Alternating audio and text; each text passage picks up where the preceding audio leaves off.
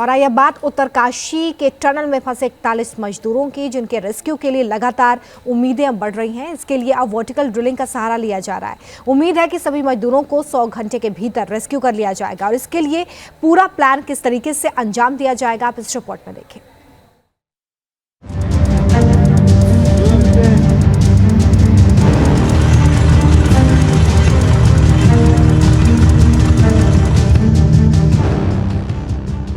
उत्तरकाशी के सिलक्यारा टनल में 41 जिंदगी को बचाने की जंग में दोगुनी तेजी।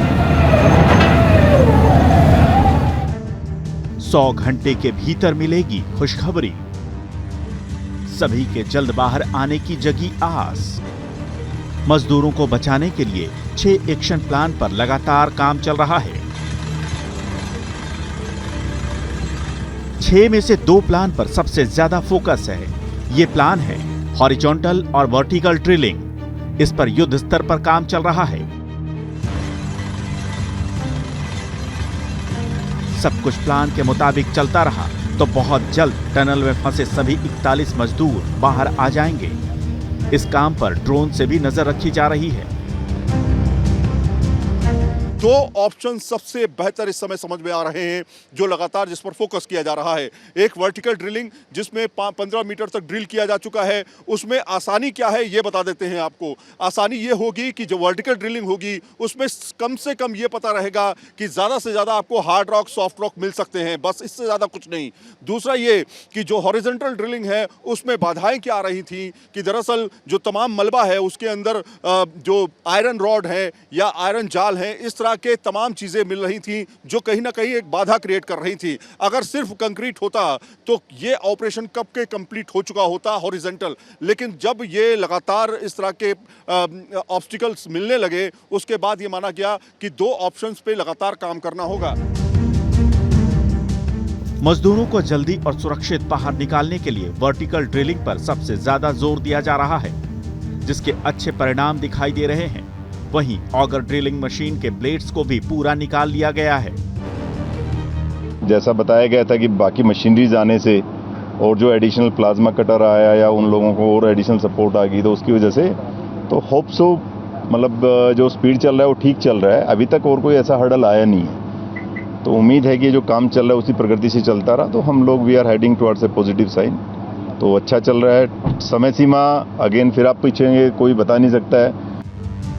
वर्टिकल ड्रिलिंग के लिए 1.2 मीटर व्यास की ड्रिलिंग की जा रही है। 45 मीटर की ड्रिलिंग के बाद दूसरी पावरफुल मशीन लगाई जाएगी। इस काम के लिए 100 घंटे यानी करीब 4 दिन का समय रखा गया है। इसके साथ ही एक 6 इंच की फूट पाइप भी वर्टिकल ड्रिल कर अंदर डाली जा रही है। जो पहली मशीन लगी है, जो SJVN ने लगाया है, तो इसमें हम लगभग हमारी अनुमान है कि 40-45 मीटर ड्रिलिंग वो कर पाए। उसके बाद हम दूसरी मशीन उसमें लगाएंगे और शायद ड्रिलिंग रिग वही रहे ताकि समय थोड़ा बच पाए, लेकिन उसका कैली हम बदलेंगे और वो थोड़ा हेवियर कैपेसिटी का होगा, जो कि 90-95 मीटर्स तक जा सकता है। बट हमारा, जैसे मैंने बताया, अनुमान है कि 86 मीटर्स ही हम ड्रिल कर पाएंगे।